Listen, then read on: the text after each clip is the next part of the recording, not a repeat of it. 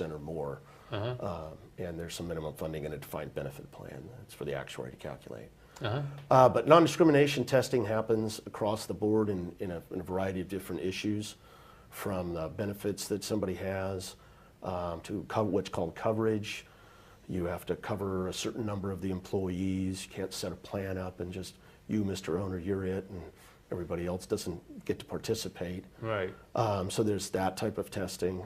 The 401k test that people talk about, that's non-discrimination. Again, we compare how much the owners are putting in with how much the common law employees are putting in, and it has to fall within the ranges that the IRS puts in the regulations. Same thing with the match that goes in. Also, we had talked before about the class allocated plans, a way to contribute more for an owner and a lesser amount for the regular employees. That again, that test you have to pass is a non-discrimination test to make sure that you're not discriminating against the common law employees. Right. So this isn't something you want to do yourself. Not those types of things, no. I mean, in fact, Yeah. one thing in 401k plans is what's called a safe harbor plan. Yeah. And then you don't have to do the 401k Yeah. test or the match test potentially, depending on what safe harbor you use. Yeah. But again, there's a certain mandatory contribution that has to be put in, to buy yourself out of that test. Right. Right. So. Yeah, which I've done. Okay. So Yes, yes. all right. So how do you're a third-party administrator. Yeah, that's what And- I'm called, a third-party Okay. administrator. So how does a company like yours help compared to plans administered by a brokerage company or families or funds and that sort of stuff? Well, most of the plans that are set up, the company is the legal plan administrator. And then they would hire a third-party administrator to pretty much do most everything that's required to be done. Do the testing, decide on the eligibility of who's eligible to be in the plan, who's not. Do the distribution paperwork when it comes time for somebody to be paid out. Do the annual forms. Do participant statements. There's a lot of different things that have to be done. And if you're in a brokerage or family of funds, some of them will do parts of those, but pretty much you're on your own to make sure that it's being done right. And if you have a question, third-party administrator is someone that you can go to and ask a question about how does this work or how does that work. Maybe I'd like to change my plan so that it benefits people at a younger age or something like that. So pretty much third-party administrators there. I like to say it's somewhat like auto insurance. If you never get in a car accident, you never needed auto insurance. And I guess if you have a plan and you never get an audit, maybe you never needed somebody, whether you're doing it right or wrong, because nobody was able to tell. But third-party administrator is somebody that should be there to help you, get through everything and make sure it's right. And hopefully, as a responsible owner, you want to make sure that, one, you get your money at the end of the day and that your employees get what they're due because you followed all the rules and made sure that there's no problems in the plan. Yeah. I don't really have this as, well, excuse me, I guess we do. So we'll go ahead to our question here. So we'll talk a little bit, like to talk a little bit about what requirements that we have in the way of forms that need to be filed and so forth. And some people think, oh, I just need to file stuff with my income tax returns. No. So is that the case here? And what about due dates? Are they the same as income tax returns? So how does that work? Well, for a qualified retirement plan, 401k, a profit sharing or defined benefit plan, you have to file what's called a Form 5500. That's a multi-agency form. It's an Internal Revenue Service form, Department of Labor form, and if you're in certain defined benefit plans, it's a pension benefit guarantee, which is like an FDIC insurance fund for pensions. And that form has to be filed every year.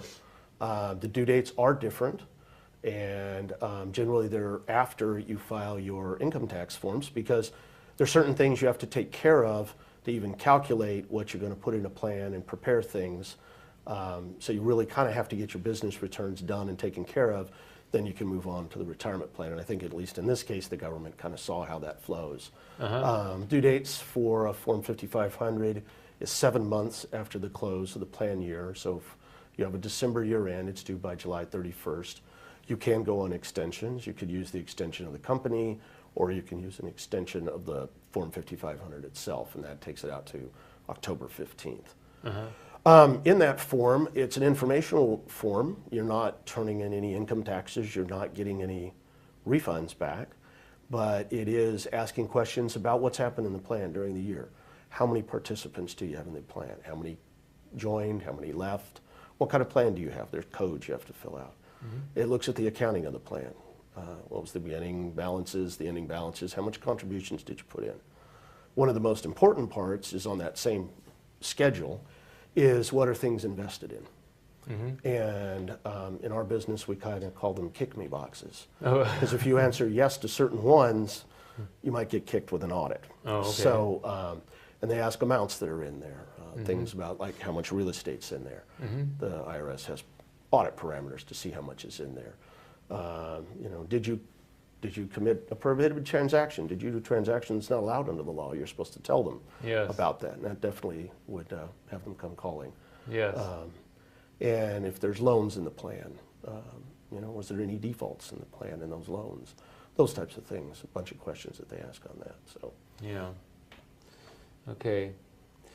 Let's talk about for the moment about when plans need to actually have a financial audit. So you have to actually have a CPA firm go in and check out the internal accounting and so forth and give a report.